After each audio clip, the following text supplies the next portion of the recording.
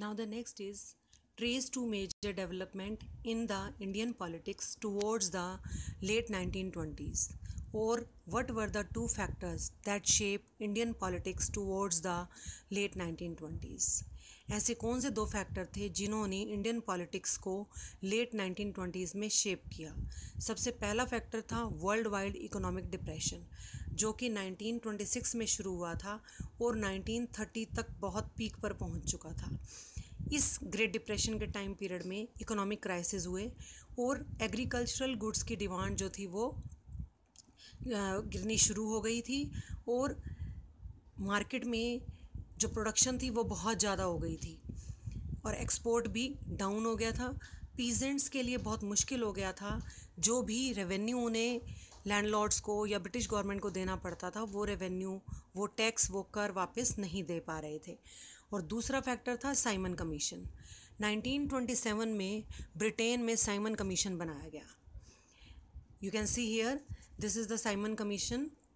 1927 में ब्रिटेन में Simon commission बनाया गया सर जॉन साइमन के अंडर में, और इसका मेन एम था कि इस कमीशन को इंडिया जाकर इंडिया के कॉन्स्टिट्यूशन सिस्टम की फंक्शनिंग को चेक करना था और चेंजेस सजेस्ट करने थे।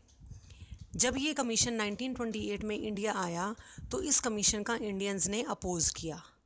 रीज़न एक ही था कि इस कमीशन के सभी मेंबर ब्रिटिश थे, कोई भी इंडियन मेंबर नहीं था।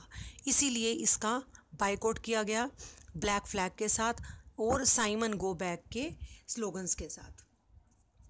देन 1929 में लाहौर में कांग्रेस का सेशन हुआ। लाहौर में इस कांग्रेस के सेशन में पंडित जवाहरलाल नेहरू की प्रेसिडेंसी में ये डिसीज़न लिया गया कि जनवरी 1930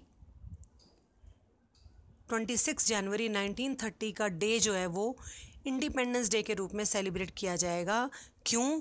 क्योंकि इस दिन सभी इंडियंस मिलकर देश को आज़ाद कराने की, कंप्लीट इंडिपेंडेंस की, अभी स्वराज नहीं, अब कंप्लीट इंडिपेंडेंस की शपथ खाएंगे और इस दिन को इंडिपेंडेंस डे के रूप में सेलिब्रेट करेंगे।